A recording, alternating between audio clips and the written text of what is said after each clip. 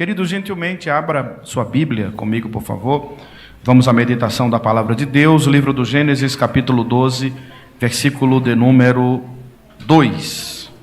Livro do Gênesis, capítulo de número 12, e o versículo de número 2 nos diz a seguinte expressão: farei de você uma grande nação, e o abençoarei, e engrandecereis o seu nome, seja uma bênção. Quem diz amém? Amém. Hoje, nesta noite feliz, nós vamos meditar no texto em que foi escolhido pela Igreja do Senhor e pelos jovens aqui desta filial, a equipe que coopera com o pastor Belo, que tem por título, não é? Seja uma bênção. E enquanto eu recebi o informativo que estaria aqui com vocês, eu me dispus a ler um pouco a palavra de Deus, a realizar algumas pesquisas, para que a gente pudesse aprender e também falar para os irmãos. E nós vamos meditar hoje aqui debaixo da orientação do tema: o caráter que se torna uma bênção em meio à corrupção. Diga amém por isso. Nós temos a oportunidade de poder observar o chamado de Deus sobre a vida de Abrão. Abrão, ele é um dos personagens centrais da Bíblia.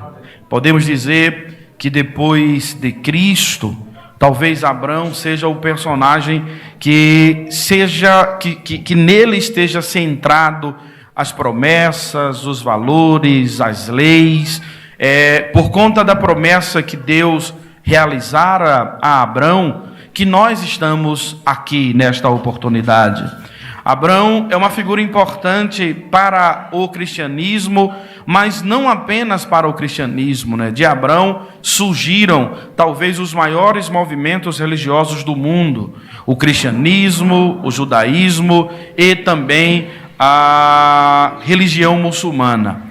Abrão, ele é venerado e é respeitado por todos esses povos. Quando analisamos a conjuntura pela qual Abrão ele está sendo chamado e convocado por Deus, vamos perceber de que havia da parte de Deus um chamado para a sua vida, para que fosse percebida a glória de Deus sobre a vida de Abrão. Uma das jovens que estava recitando o jogral aí, ela enfatizou bem, enquanto na sua fala, ela afirmou de que ser uma bênção é um imperativo, não é? E a ideia, à luz do original, do texto original, é também uma determinação ou uma imposição imperativa. Esta condição imperativa de que é apresentada no texto é uma determinação para que tenhamos a responsabilidade, o entendimento, a compreensão de que ser uma bênção não é apenas ser carregado de gentileza e de um pseudo comportamento de aceitação em qualquer ambiente de que nós estejamos. Pelo contrário, ser uma bênção é uma determinação divina aonde quer de que Ele nos conduza. É interessante também poder aprender e poder compreender de que nós fomos chamados para transbordar esta bênção, para transbordar a bênção de Deus. Um dos jovens recitou aí durante o jogral, e ele disse assim, de que ser uma bênção ou receber uma promessa de Deus é também ser uma bênção não para ele, mas também para toda a sua família. É interessante de que a gente entenda de que dentro da perspectiva bíblica, do contexto pelo qual Abrão estava inserido, havia da parte de Deus para que determinasse ou cumprisse em sua vida uma promessa que tinha uma conotação, uma extensão toda no aspecto familiar. A promessa de Deus realizada sobre a vida de Abrão era que ele seria grande e que ele seria numeroso. Quão grande ele seria? Seria grande e numeroso como os astros que estão nos céus. Quem pode contar as estrelas que estão no céu? Seria grande e numeroso como o pó de que está na terra. Quem pode contar o pó de que está na terra? A bênção de Deus sobre a vida de Arão seria uma bênção a ser manifestada de maneira de que iria transbordar, alcançar, impactar, influenciar a todos aqueles que descendessem de Abrão. Aleluia, aleluia. A palavra de Deus, ela traduz a palavra bênção, à luz do original hebraico, como barak. E a ideia do termo não significa apenas receber uma bênção como demonstração de prosperidade. A ideia de ser uma bênção era ser habilitado ou capacitado para se tornar um canal do favor divino e entender que esta condição não era uma condição passiva, mas uma vocação ativa daquele que deseja ser uma bênção. De maneira que quero coadunar com o jogral que dizia de que nós devemos viver de maneira imperativa, com esta determinação, cumprindo esta vocação ativa de ser uma bênção. Ser uma bênção não é apenas ser dotados de talentos ou de dons. Às vezes nós encontramos pessoas que são talentosas e que existem muitos dons manifestados em sua vida, dons naturais, dons espirituais e até mesmo ministeriais, e a gente diz assim: fulano é uma bênção, e na verdade era uma bênção. Mas ser uma bênção na perspectiva bíblica, dentro do contexto que estamos estudando, era viver em contraste, fazendo oposição às ideias e valores do mundo da época. Em que contexto Deus chamou Abrão? Deus chamou Abrão quando ele vivia ainda no meio de um contexto de idolatria. Às vezes a gente escuta, principalmente na nossa geração, quando ouvimos falar de evangelho, falar da mensagem de Deus, tem gente que diz aí que evangelho é coisa de alienado. Tem gente que diz aí fora que evangelho é coisa para pobre. Alguns já tratam o evangelho como se quem seguisse, cresce ou praticasse o evangelho fosse um grupo de pessoas de menor potencial expressivo ou intelectual na nossa sociedade. Mas porque eles não conheceram os heróis da Bíblia. Porque quando a gente fala de Abrão sem conhecer a sua história, nós não estamos falando de uma pessoa qualquer. Abraão, ele era filho de um homem muito poderoso chamado Terá. Se a gente fosse dar um título a Terá hoje, talvez ele pudesse ser equiparado a um desses sheiks do Oriente, da Arábia. Era um homem extremamente poderoso, rico em bois, rico em camelos, rico em escravos e rico em possessões de terra. De maneira de que Terá, o pai de Abraão, ele era um fabricante de ídolos, um idólatra.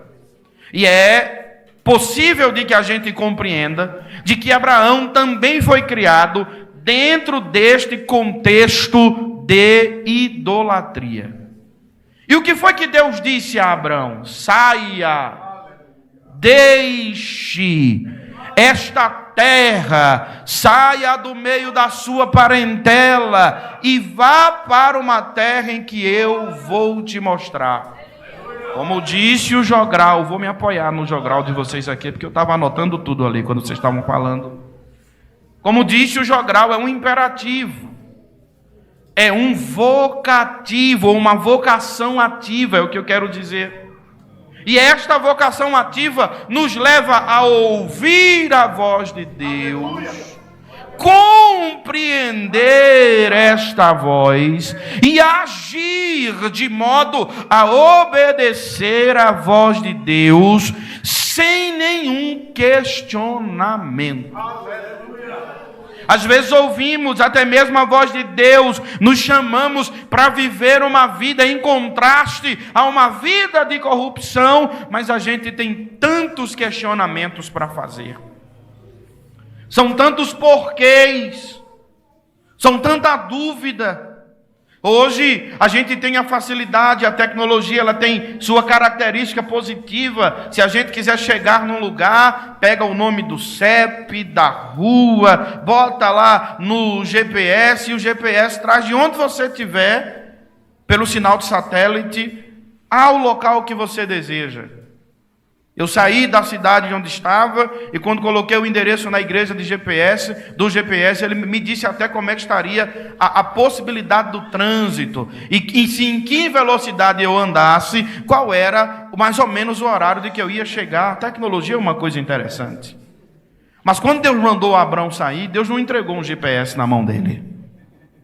Deus só disse a ele, saia. Mas para onde? Para a terra em que eu vou te mostrar. Abrão, ele quando tem o seu nome mudado de Abrão para Abraão, Abrão significa pai e Abraão significa pai de muitos ou pai de nação, ele não saiu questionando a Deus para onde ele ia. Ele ouviu a voz de Deus, obedeceu ao seu chamado, seguiu em direção à voz do Deus que estava lhe chamando. Aleluia! Aleluia! Para que ele pudesse crer, seguir, obedecer e viver experiências marcantes e profundas com o Senhor. Toda mudança de nome na Bíblia, queridos irmãos, tem um sentido. E na grande maioria das vezes tem a ver com caráter. Nós, aqui do Ocidente, assumimos o hábito, às vezes, de nomear nossos filhos pela sonoridade. E somos uma geração que colocamos nomes conforme está em ascensão, né, na época. Houve uma época no Brasil de que a gente colocava nome para homenagear a família, né? Lá na minha casa mesmo tem uma dinastia de Joões. Graças a Deus o último João encerrou em mim, João Neto. Não que eu não gosto do nome de João, eu gosto de João e gosto da pessoa, amo a pessoa da qual meu nome rende uma homenagem. Mas se der um grito na minha casa, João, levanta um exército. Houve uma época em que os nomes eram associados conforme a crença daqueles pais, principalmente em uma geração tradicionalmente católica, por exemplo. Houve uma época em que toda mulher tinha o nome de Maria. Quando não era o primeiro, era o segundo. Ou todo homem tinha nome de João, Antônio, Pedro, Paulo, enfim, José. O mundo se modernizou e a geração começou a se envolver com a cultura pop e passaram a dar nome de artistas, jogadores de futebol, pessoas que exerciam um papel de influência na sociedade cuja qual está inserida. A nossa geração aprendeu a dar nomes que tinham um significado em outras nações. E essa geração de que está aqui, é possível de que tenha, e não é uma crítica, é apenas a contextualização, a geração dos Enzos, das Valentinas, dos Gaels. A gente dá nome pela sonoridade, mas o hebreu não. O hebreu dá nome apontando para o futuro. Deus muda o nome de Abrão para Abraão. Abrão significa pai, como já disse. Abraão, pai de muitos. O nome de José, por exemplo, ou Josué, é uma variável que vai sofrendo transliterações, que tem a ideia daquele que é o Salvador. Então José, Josué, Yeshua, e são Jesus, são nomes de que são a variável do que salva. Profetas como Elias, por exemplo, a tradução do nome Elias quer dizer o Senhor é o meu Deus. E a vivência da vida de Elias foi confiar em Deus e levar uma nação inteira a confiar nele, a declarar de que o Senhor é o nosso Deus. Deus é aquele que fala conosco, às vezes apontando uma coisa tão simples, o nome de Abrão. Quando há mudança de nome, na maioria das vezes também havia a transformação do caráter. Por que não citar aqui o que aconteceu com Jacó, por exemplo? Alguém diz que o nome de Jacó significa enganador, mas não é bem isso. O nome de Jacó significa o suplantador. O que quer dizer? Aquele que aproveita as oportunidades. E Jacó, não há um homem na Bíblia que tenha aproveitado tão bem as oportunidades como Jacó. Lá no ventre brigou com seu irmão Esaú. Esaú quis sair primeiro, mas Jacó agarrou no pezinho dele assim e disse assim: tu está saindo primeiro, mas eu vou junto de você. Lá na sua casa, o seu irmão e ele tinham habilidades distintas, né? Jacó era mais habilidoso no guisado, tendendo para a agricultura. Esaú tinha habilidade para ser caçador. Jacó era mais pacífico, com uma mentalidade um tanto mais que observava o futuro. Esaú era mais imediato. E Jacó entendia que para que ele pudesse ser grande, ele precisava da bênção do seu pai, da bênção da primogenitura. Mas a bênção da primogenitura pertencia a Esaú. Só que para Esaú aquilo não tinha valor. Um dia ele chegou com fome, Jacó está com um guisadinho pronto. Eita glória! Cheirinho subindo, olha. E Esaú diz assim: me dá um pouquinho aí. Ele disse: dou nada. Vai me dar? Ele disse: dou não, eu troco pela tua primogenitura. Aí Esaú, que era imediatista, disse assim: de que vale a minha primogenitura agora se eu estou com fome? Mas Jacó não estava preocupado com agora. Ele estava olhando para o futuro. Ele sabia aproveitar as oportunidades. E Esaú troca a primogenitura por um guisado qualquer. Mas ele precisava, passar no cartório. E quem devia atestar aquela troca devia ser o seu pai. Mas ele sabia que seu pai não autorizaria. Então ele cria todo um contexto, a gente já sabe da história, todo um contexto para que ele se torne detentor da herança ou da oportunidade de que ele havia conquistado. O nome pode falar do nosso futuro. O nome de Abrão falava da mudança de que Deus ia fazer na vida dele, até um dia que Jacó, depois de suplantar seu irmão, depois de enganar seu pai, depois de suplantar seu sogro, eita homem inteligente, irmãos. Hoje a gente vem, não sei se aqui na região se cria gado, claro que cria gado, essa região é da bacia leiteira, mas se cria ovelhas ou caprinos e ovilhos, eu não conheço bem, talvez sim ou não, mas Jacó já entendia de genética antes da gente ter isso colocado nos livros. Pense num homem inteligente, irmãos. Seu sogro disse: vamos misturar assim, aí, porque o que nascer assim é teu, o que nascer assim é meu. Ele trocava as matrizes.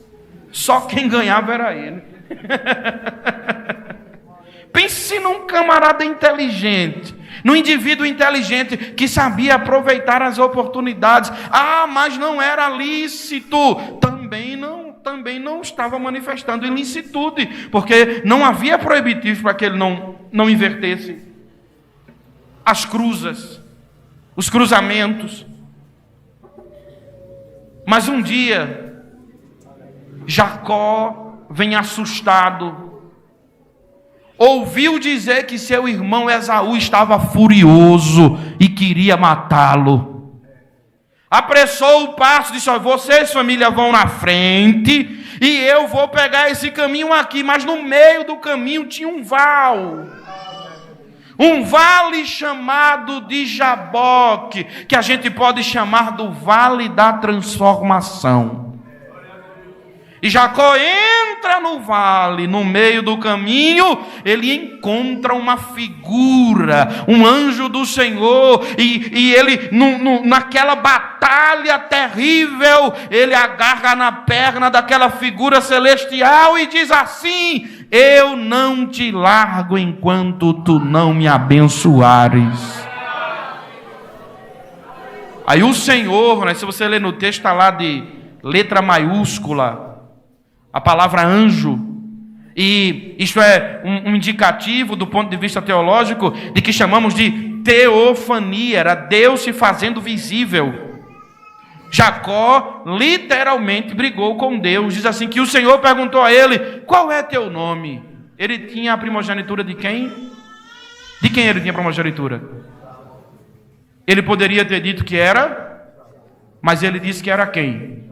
Meu nome é Jacó. Aí ele olhou assim e disse: pois agora eu vou mudar teu nome. Teu nome vai ser Israel, porque como um príncipe lutaste contra Deus e prevalecestes. Aleluia. O nome é algo que carrega um indicativo de mudança e também de transformação de caráter. Quando Deus chama Abraão para que ele abandonasse a sua parentela e a terra onde ele estava, Deus estava chamando Abraão para sair do meio daquela cultura, para gerar nele um caráter transformado. Aleluia. Há uma característica que podemos perceber dentro do contexto, de que todo aquele que possui um caráter transformado, ele é alcançado pela santidade do Senhor. Esta santificação, ela manifesta uma condição posicional. Nós recebemos gratuitamente a salvação, mas como um dos aspectos da salvação, nós recebemos a santificação. Esta separação vai nos levar a compreender de que o cristão ou jovem que deseja ser uma bênção, ele deve procurar viver em santidade, em oposição ao sistema do mundo. Este conceito mundo não se refere ao planeta Terra, mas a um sistema. As filosofias, as ideologias, aos valores que se opõem ao governo de Deus, que nos tem falado, conforme Romanos capítulo 12, versículo 2, que não devemos nos conformar com este mundo, com este sistema. Aleluia. O contexto contemporâneo em que nós vivemos vai nos levar a todo dia lidar com ideologias que tornam relativo as ideias e os valores de Deus. Ouvimos nas aulas de sociologia, nas aulas de filosofia, seja no ensino médio ou até mesmo no nível superior, de que a verdade ou a moral, ela é relativa. Então, o que parece ser errado para um determinado grupo de pessoas, não é para o outro. Mas a grande questão a se meditar e a desenvolver o pensamento é: em que está fundamentada esta verdade?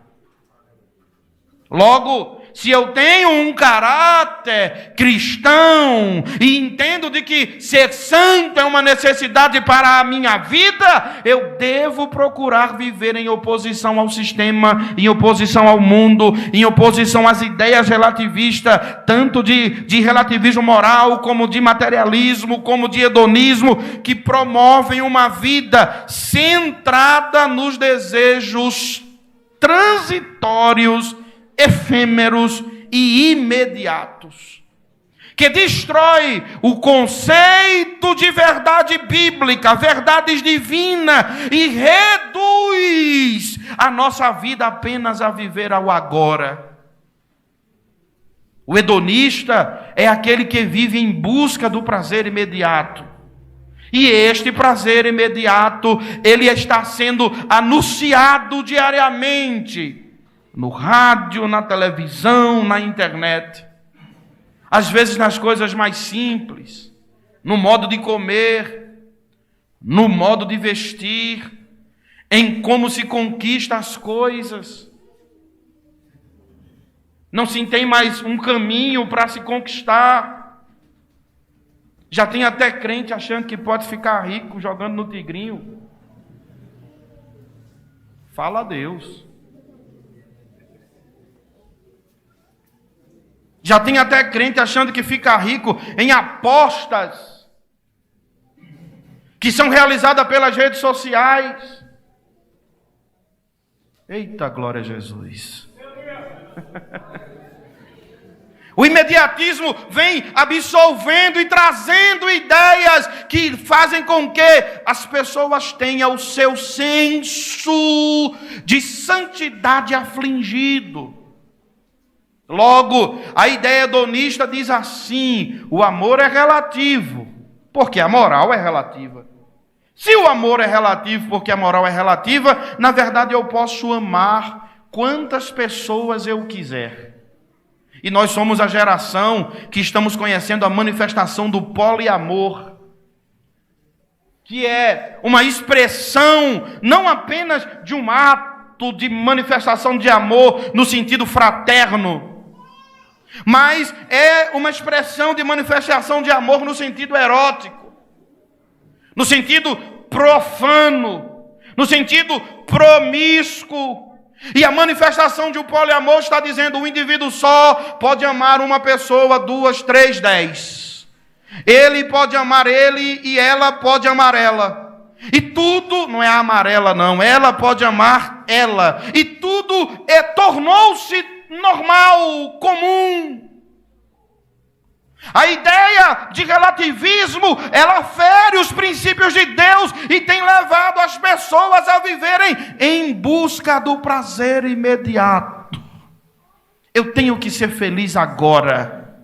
Eu tenho que conhecer, galgar isto agora. Se eu for para comer, tem que ser 3 minutos. Se for para amar, tem que ser com intensidade. Se for para viver, tem que ser agora. No reino de Deus existe um tempo determinado para todo o propósito que está debaixo dos céus. Esse conceito hedonista nos leva a procurar o prazer imediato, a fim de satisfazer a nossa própria concupiscência, corroendo, dissolvendo, destruindo responsabilidade e compromisso. Aleluia!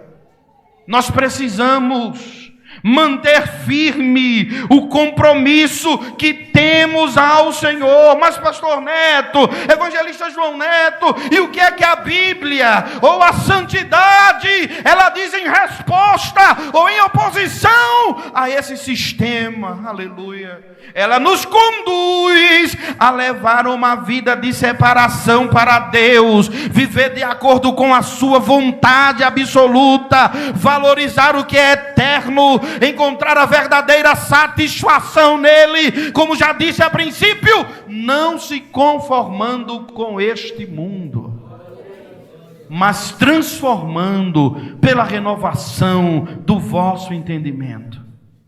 E alguém pode entender de que esse entendimento é um entendimento que é pelas próprias ideias, sim, é a manifestação da sua própria intelectualidade, do seu próprio entendimento, mas que recebeu a influência, recebeu a direção, recebeu o impacto, foi santificado pelo próprio Senhor Jesus Cristo.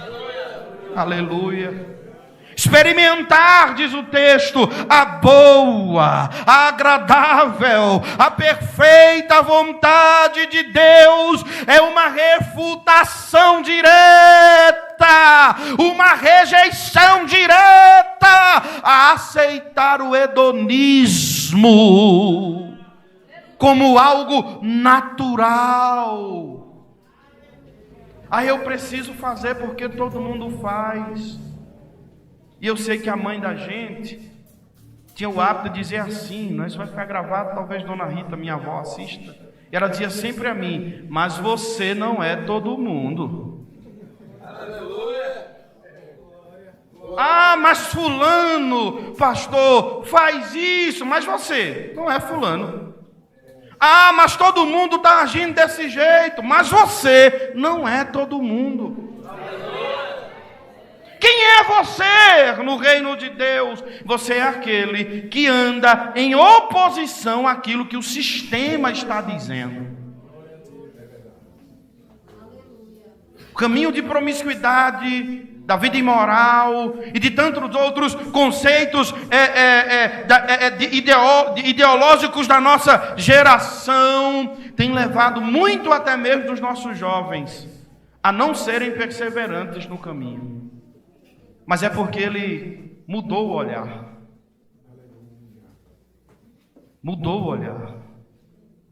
O salmista diz assim: uns encurvam-se e caem. E a pergunta é: por que caiu? Porque, alguém respondeu aqui. Por que caiu? Porque se encurvou. Se não tivesse se encurvado, não teria. E como é de que a gente faz oposição ao mundo? Satanás, irmãos, anda seduzindo muita gente. E eu costumo dizer, pastor Belo, me permita, pastor, tirar. Eu costumo dizer, pastor Belo, que Satanás deixou de aparecer já há um tempinho, com um chifre na cabeça, pintado de vermelho, um tridente na mão e um rabinho pontiagudo balançando assim para fazer medo dos outros. Já faz tempo que Satanás deixou de atuar assim. Ele hoje trabalha para minar a tua fé e para te enfraquecer, às vezes, até dentro do reino de Deus, fazendo oposição à doutrina que aprendestes. Eu conheço gente, pastor, que nunca leu a Bíblia. E esse dado deveria ser um dado vergonhoso para nós. Às vezes a gente tem anos servindo a Deus e nunca leu a Bíblia uma vez na vida. Tem gente que tem tempo para ler horóscopo. Tem gente que tem tempo para ver lá o rancho do Carlinho Maia. Tem gente que tem tempo para ver tanta bobagem por aí, mas ele não tem 30 minutos, 1 hora no dia para ler as Escrituras. O pior não é nada. O pior é que quando ele está entrando em desolução, ele isola um versículo na Bíblia e fala com muita arrogância e com muita altivez, dizendo: mas a Bíblia diz assim. Isto é religiosidade. Cuidado com o veneno da panela. Aleluia! Cuidado com o veneno na panela. Tem muita gente questionando religiosidade porque já está desviado faz tempo. Só não se manifestou ainda. E às vezes fica fica, sabe, como mosca varejeira, procurando uma feridinha para pousar e depositar seus ovos e espalhar sua maldade, espalhar o seu prejuízo. Mas eu louvo a Deus que aqui tem repelente do céu, tem o Senhor com a sua palavra, que vai nos lavando, nos purificando, mudando a nossa mente e nos fazendo abraçar os ideais divinos. Aleluia! A santidade nos liberta desse sistema perverso. A santidade nos livra do caminho de dissolução e nos faz ser uma bênção no meio das trevas. Aleluia! Em que doutrina podemos fundamentar este entendimento? Primeiro, é entendendo o aspecto de santificação posicional. Em Hebreus capítulo 10, versículo 10, o texto diz: pela vontade de Deus fomos santificados por meio do sacrifício do corpo de Jesus Cristo, oferecido de uma vez por todas. Esta é a nossa nova identidade. Irmãos, a gente diz que ama Jesus, mas não quer se parecer com Ele. E a gente chora, dizendo que ama Jesus, mas não quer se parecer com Ele. Não quer ser santo. Estamos rompendo com tantos princípios basilares e importantíssimos. Dentre eles, estamos negociando a santidade. Estamos nos esquecendo que sem a santificação, ninguém verá o Senhor. Aleluia. Aleluia. A santificação é inegociável. Os valores de Deus são inegociáveis. As leis de Deus são inegociáveis. E esta santificação posicional imediata, nós entendemos e recebemos da parte dele no ato da nossa conversão. Mas para a gente permanecer, pastor Neto, a gente precisa praticar santificação progressiva. Provérbios capítulo 4, versículo 18, Salomão diz: porque o caminho do justo é como a luz da aurora, que vai brilhando mais e mais, até ser dia perfeito. Eu posso traduzir isso para você que hoje nós devemos ser mais crentes do que ontem, amanhã mais crentes do que hoje, e assim, e se desenvolvendo diariamente, procurando conhecer e desfrutar da vontade de Deus. Diga amém por isso. Amém. Aleluia. Este processo, essa santificação progressiva é um processo diário, que nos leva a se tornar aquilo que já somos, pela santificação posicional. Em 2 Coríntios capítulo 3, versículo 18, nos ensina que nós estamos sendo transformados com uma glória cada vez maior, a qual vem do Senhor, que é o Espírito.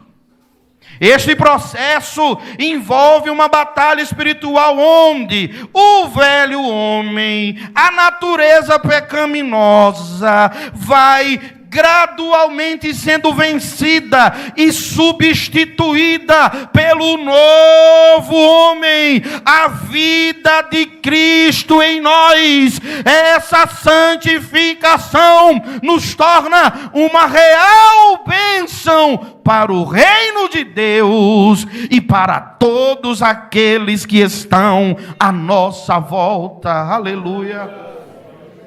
Em Gálatas capítulo 5, versículo de número 16 em diante, vamos conhecer a partir do versículo 16 as inúmeras obras da carne de que estão manifestadas ali, mas a primeira obra citada ali é a prostituição, e a gente entende prostituição apenas pelo ato de praticar ou de exercitar prostituição ou imoralidade no sentido direto, mas o sentido etimológico do texto é muito amplo, porque a palavra prostituição ali é traduzida à luz do original como porneia, que traz a ideia de dissolução de valores, dissolução de princípios. A gente não se desvia de uma hora para outra. Um dia a gente deixa de orar, no outro não quer mais jejuar, no outro não quer ler a Bíblia, só acredita em parte dela, e vai se alimentando de ideias e de pensamentos que vão nos distanciando da verdade do nosso Senhor. Não esqueça daquilo que Paulo também nos ensinou, ainda escrevendo em Gálatas capítulo 5, dizendo lá no verso 7, de que a carne guerreia contra o Espírito, e o Espírito contra a carne, e este opõe-se um ao outro, para que não façais o que quereis, mas se sois guiados pelo Espírito. E esta ideia, esse entendimento de ser guiado pelo Espírito nos eleva a compreender de que o Espírito Santo, de que agora habita dentro de nós, Ele deseja tomar a direção da nossa vida e nos conduzir, guiando ao centro da vontade de Deus. E enquanto Ele guia, o Espírito Santo vai gerando em nós o fruto do Espírito Santo, que é a característica ou a manifestação do caráter de Cristo no crente. Caráter é marca, é aquilo que identifica. Se amanhã pastor Belo não me apresentasse, me apresentou aqui, mas é possível que os irmãos esqueçam meu nome e vão perguntar: quem pregou no dia 30? Rapaz, eu não sei, era um pastor negão lá de Carnaíba. É a primeira característica que é visível. Caráter está inserido com a nossa marca, com aquilo que nos identifica. E o que nos identifica como servos e servas de Deus não é o paletó que a gente usa, não é a oratória do sermão, não é a harmonia, a rima, métrica ou melodia do nosso louvor. O que nos identifica com Cristo, embora tudo isso seja importante, é o peso do nosso caráter, a marca das nossas posições, é o fruto do Espírito Santo gerado em nós. Aleluia. Não são apenas virtudes a serem alcançadas, mas manifestadas, visíveis da santificação em nosso ser. Aleluia. Aleluia. Aleluia. Aleluia. Aleluia. Porque quem tem o caráter de Cristo tem amor, alegria, paz, paciência, amabilidade ou benignidade, bondade, fidelidade ou fé, mansidão ou domínio próprio. São virtudes de que formam o nosso caráter. Mas a gente não pode trocar o fruto do Espírito Santo por um fruto apodrecido. João Batista, aquele pregador bem carinhoso, que as pessoas iam ouvir ele pregar lá no deserto. João olhava para quem ia evangelizar ele e enchia as pessoas de carinho, dizendo: raças de víboras, quem vos ensinou a fugir da ira futura? Arrependei-vos e credes no Evangelho. O que foi que Jesus disse? Porque a pregação de João, que era o precursor, e Yohanan, a luz do original hebraico, aquele que veio primeiro, ela vinha trazendo a mensagem que Cristo também iria pregar, vinha trazer a apresentação de Messias. E Jesus disse assim: vocês, pois, produzam frutos dignos de arrependimento. O jovem crente que deseja ser uma bênção, o servo de Deus crente, a serva de Deus crente que deseja ser uma bênção, precisam produzir frutos dignos de arrependimento. Não dá para ter um pezinho lá e um pezinho cá. Às vezes aqui a gente é tão fervoroso e é tomado às vezes de tanto poder. Perigo é as redes sociais.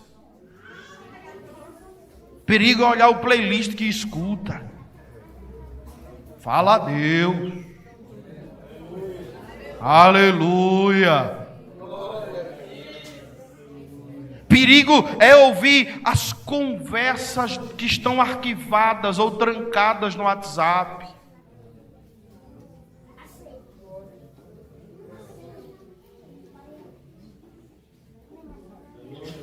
Mensagens de visualização única. Hoje eu estou aqui, viu? Ardendo em fogo. Jesus me trouxe aqui hoje para tocar a tua consciência pela palavra. Muitas vezes, pastor Belo, queremos medir o caráter de alguém pelo volume de línguas que ele fala. E eu não estou dizendo isso sendo um antipentecostal. Eu sou pentecostal clássico, batizado no Espírito Santo. Creio na atualidade do batismo, com a manifestação audível de falar em línguas estranhas, na atualidade dos dons espirituais. Mas a gente só deve ser a espiritualidade medida é pelo caráter. O movimento neopentecostal tem trazido um prejuízo muito grande à doutrina pentecostal. Muito grande. E eu não vou adentrar aqui nos aspectos teológicos porque o tempo não diz, mas a gente vê hoje muita brincadeira em nome do Senhor. Cuidado com o juízo. Cuidado com o juízo. Tem gente aí se dizendo ser cheio de Deus e falando, eu falo contigo usando a língua dos homens. Of the king, the man, the power, the best. E tem um monte de bobo que ainda cai nessa conversa.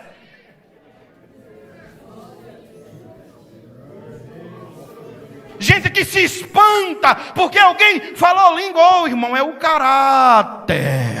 É como entra, é como sai, é como procede, é do jeito que é na presença, sendo também na ausência. Aleluia! Aleluia! Aleluia! É vivendo em integridade. Oh, glória a Deus! É obedecendo aquela palavra que Paulo nos ensinou, dizendo de que a nossa palavra deve ser sim, sim, não, não. E quando passa disso, ela tem procedência maligna. Mas tem gente que não segura sentado o que disse em pé, ainda se diz profeta. Profeta de quem? Profeta de quem?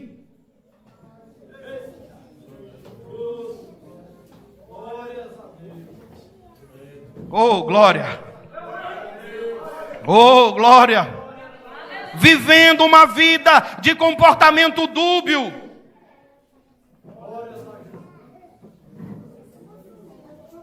Tem um perfil para sair chorando no dia do congresso, que é o perfil que o pastor vê. Mas tem um outro perfil, o deep, fake, que só Deus e você sabe o que é que está acontecendo lá. Tem uma linguagem quando está junto com os irmãos, mas outra linguagem quando está na faculdade, ou está na escola, ou está no trabalho, e às vezes até dentro da própria casa.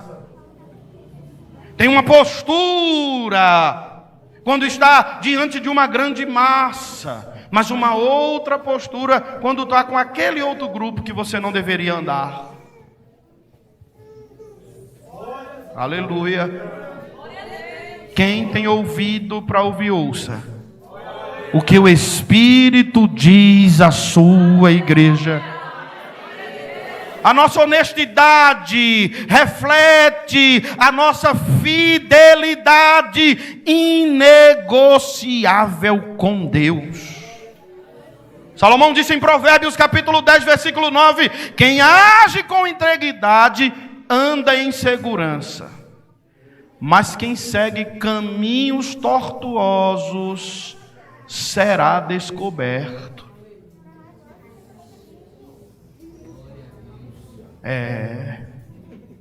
Deixa eu te dizer o que foi que Daniel disse: não há nada em oculto que não seja revelado. Oh, glória a Deus!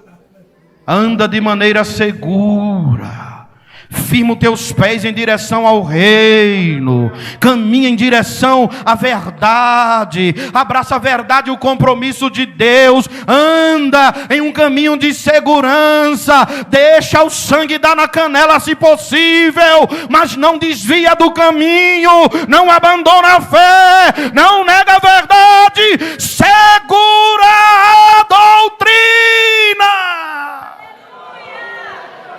Aleluia, aleluia.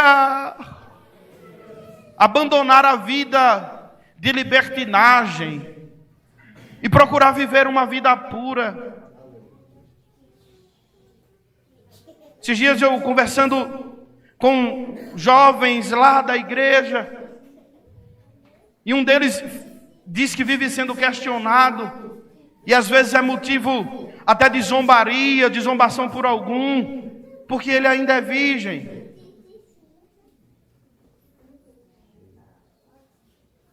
A gente não precisa colocar uma placa no pescoço assim, dizendo: olha, eu sou virgem, sou uma menina virgem, sou um rapaz virgem, não. Isso é uma coisa de fórum íntimo. Mas a gente precisa preservar a pureza. Eu disse a ele: se essas pessoas estão te questionando isso, é porque elas não merecem que vocês estejam perto dela. E às vezes, irmãos, a gente fica com a ladainha, em detrimento, sabe, de não ser mal visto, de não ser chato, de não ser tido como conservador, porque parece que ser cristão conservador hoje é um xingamento. A pureza deve alcançar a nossa vida fazendo oposição a uma vida de libertinagem.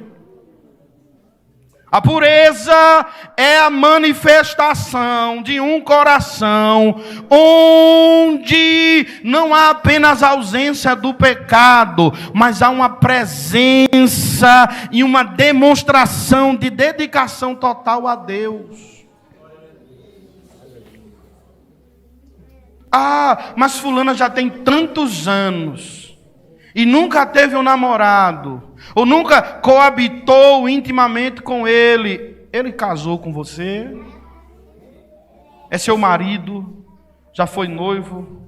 Já foi namorado, noivo e agora casou? Se casou, está tudo bem, mas se não, Paulo diz: fuja da prostituição. Ah, pastor, mas vão dizer que eu não estou vivendo num contexto atual, não estou atualizado, eu não vou estar inserido no meio de uma sociedade que está insistindo para você se prostituir. Ela não merece o seu respeito. Esse conceito de pureza, ele deve alcançar o nosso modo de vida, influenciar a nossa cultura. A nossa sociedade confunde liberdade com libertinagem. E lá fora, pode tudo. E deixa eu te dizer uma coisa, olhe para mim. Não fique morrendo, brigando para consertar o que está lá fora, não. Jesus disse que o mundo jaz no maligno. Quer dizer, pastor, que eu não devo me importar e evangelizar as pessoas que estão lá? Não é isso que eu estou dizendo. Eu estou dizendo que você não deve procurar se envolver, praticar. Evangelizar é outro departamento.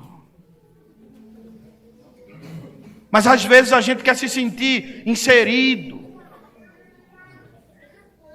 é com a linguagem, com o comportamento, com uma libertinagem, de que demonstra o caráter distorcido, e muitas vezes há coisas que estão ocorrendo lá fora que estão dizendo que faz parte da nossa cultura. Ah, mas isso faz parte da cultura da sociedade pernambucana. Pois bem, a sociedade pernambucana ela é uma sociedade plural, sim ou não? Há uma diversidade, há uma manifestação de diversidade de várias correntes de pensamento. Se é em detrimento da cultura, a igreja também tem uma cultura, o céu também tem uma cultura, e a cultura da igreja é abraçar a lei, é amar a verdade, é praticar o evangelho, é agradar a Deus e dizer não às ideias ou os ideais corrompidos que estão lá fora. Às vezes tem gente, pastor, que fica assustado, às vezes como um cordeirinho, lá no meio daquela pressão, e eu entendo que é normal. Eu fui jovem como você nesta igreja, eu estive na universidade como alguns também estão vivendo nesse momento, e entendo a pressão de que vocês vivem diretamente, mas o segredo é submeter a vida à vontade de Deus, é procurar ser fiel, é procurar manter-se firme, e quando for necessário fugir até mesmo da aparência do mal, para compreender que a vontade de Deus para nós é um caminho de santificação. Aleluia, aleluia. Levíticos capítulo 11, versículo de número 45, o texto vai dizer: porque eu sou o Senhor Deus de vocês. Ele diz assim: consagre-se, santifiquem-se, purificam-se e sejam santos, porque eu sou santo. 1 Coríntios capítulo 1, versículo do número 15, Paulo diz, Pedro diz, 1 Pedro capítulo 1, verso 15, ele diz: sede vós também santo em toda a vossa maneira de viver, como é santo aquele que vos chamou. Oh, glória a Deus. E a ideia de santidade é separado, consagrado e exclusivo. Aleluia. O santo é aquele que escolheu se separar do pecado, mesmo entendendo as suas imperfeições. É aquele que reconhece a sua fraqueza e diz assim: Senhor, eu sou fraco nessa área aqui, mas eu estou me consagrando a Ti, pedindo que Tu me dê força, para que nesse pecado aqui eu não tropece mais. Ô pastor Belo, minha idade é uma idade mediana, eu sou jovem para os mais velhos e velho para os mais novos, cheguei na metade do caminho. Mas eu cresci em uma igreja enquanto a gente tinha dificuldades com problemas de pecado, que ia procurar um irmão mais velho para conversar. Ele dizia: vá queimar a sua carne no jejum e na oração. Era jejum e oração para romper as fraquezas. Mas hoje a gente só quer jejuar se for para cumprir o projeto verão. Para o projeto verão tem dieta. Eu preciso ficar magro, forte, musculoso, sarado. Fitness. Eu não sei falar essas palavras bonitas assim, né? Só o pessoal de Caetés que fala essas palavras bonitas. E os de Lajeado também. Fitness. Para que eu possa estar seguindo o modelo. Pastor, se exercitar é pecado? Não. Cultuar o corpo é pecado. Fazer um exercício físico para desenvolver a saúde do corpo não é pecado. Agora, a grande questão é, quando a causa é espiritual, eu não tenho força. Mas quando a causa é apenas estética, aí eu preciso me exercitar 7 dias na semana e no domingo ficar empavorosa porque eu não cumpri a dieta estabelecida. Vigia, crente. Vigia, crente. Ainda bem que agora tem gente aí defendendo a dieta do jejum, né? Oh, coisa boa. Deus sagrado dessas coisas, viu? Fica sem comer, faça jejum de 8 horas, de 16 horas, porque aquilo vai como é que diz? Equacionar? Não, alcalino, né? Vai ajudar a alcalinizar o seu corpo, e todas as toxinas ruins vão sair do seu corpo. E quando você se alimentar, alimente-se de uma alimentação mais saudável, porque a partir dali seu corpo vai ser curado. Está na Bíblia, irmão, porque o povo quer roubar as ideias de Deus. Daniel e os companheiros para ser santo na Babilônia. Enquanto os babilônios comiam todo tipo de carne, todo tipo de coisa, a Deus disse assim: legumes e verduras para vocês. Aleluia. Aleluia. Aleluia.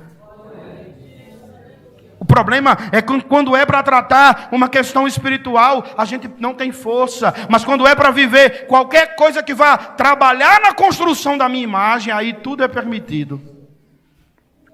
Ser santo é entregar a conduta, o coração, como um ato de adoração e consagração ao Senhor. Repita após mim dizendo: do meu corpo. Diga com alegria: do meu corpo.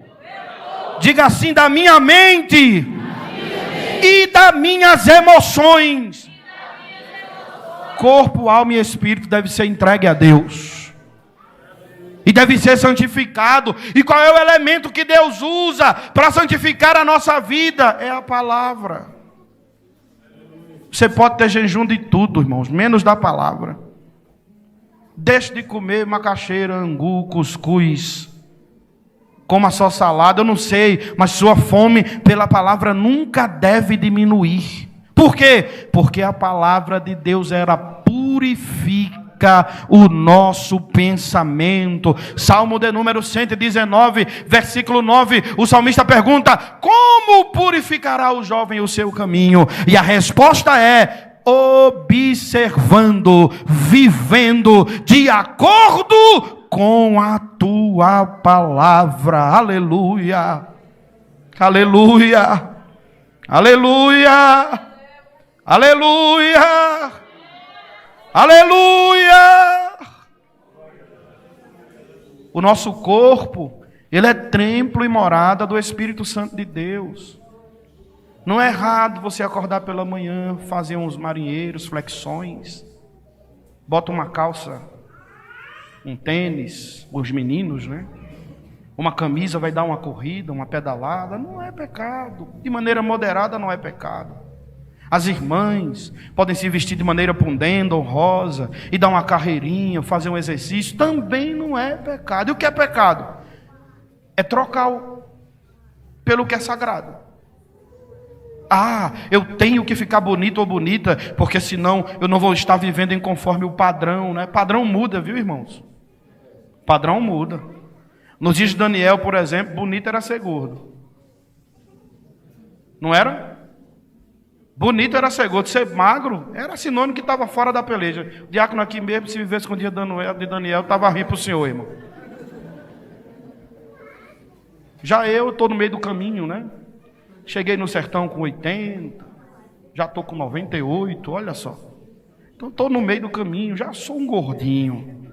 Estou mais ou menos.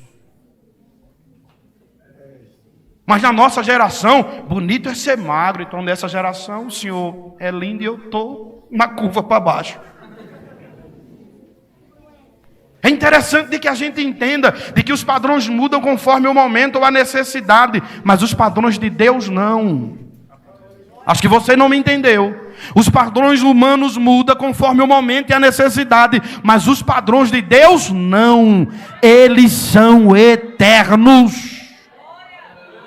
Aleluia. Por isso, em Mateus capítulo 5, versículo de número 8, Jesus diz: bem-aventurados são os puros de coração, porque eles verão a Deus. Aleluia. O padrão de pureza apresentado pelas Escrituras nos leva a ser frutos da santificação. Oh, glória a Deus. Se você é uma bênção, você precisa ser santo. Se você é uma bênção, você precisa ser puro. Se você é uma bênção, você precisa ser consagrado. Se você é uma bênção, quer ser uma bênção, como Abraão foi, saia do meio do mundão e avance para a terra que eu vou te mostrar. Hashtag fica a dica. Aleluia. Saia do meio do mundão e avance para a terra de que eu vou te mostrar. E a terra Ele já revelou. Não se turbe vosso coração. Creiam em Deus, creiam também em mim. Na casa de meu pai há muitas moradas, e se não fosse assim, eu vos teria dito, pois vou preparar-vos lugar. Oh, glória! O salão já está pronto. A casa já está preparada. Aleluia! E o que falta? A trombeta tocar. Porque quando a trombeta tocar, os puros, os santos, aqueles que são uma bênção, vão em direção à eternidade, onde um arauto vai na frente dizendo: levantai, ó portais eternos. Aí vem o Rei da Glória. Quem é o Rei da Glória? O Senhor dos Exércitos. O Senhor dos Exércitos. É o Rei da Glória. Aleluia. Aleluia. Obedeça a Deus. Obedeça a Deus. Seja uma bênção. Obedeça a Deus. Seja uma bênção. Obedeça a Deus, seja uma bênção. Lá na tua casa, tua mãe vai estranhar teu comportamento e vai dizer: ele parou de responder agora. Mamãe vai dizer assim: ele não orava, agora está orando. Vai te ver falando em línguas e cantando espiritualmente. Aleluia. Ver a vida mudada. Quando a gente obedece a Deus, tudo em nós melhora. Aleluia. Aleluia.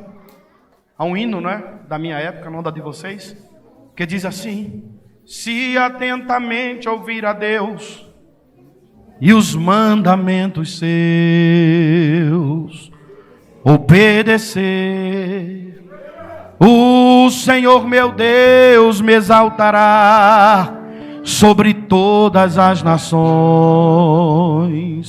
Onde passar, eu não correrei atrás de bênção. Sei que elas vão me alcançar quando eu colocar a planta dos meus pés. Sei que a tua bênção chegará. Bendito serei na terra, bendito serei por onde eu passar. Tudo que tocar abençoado será. Bendito serei no campo, bendito serei. Eu vou profetizar. Sei que a minha voz será a voz de Deus quando eu obedecer a sua voz.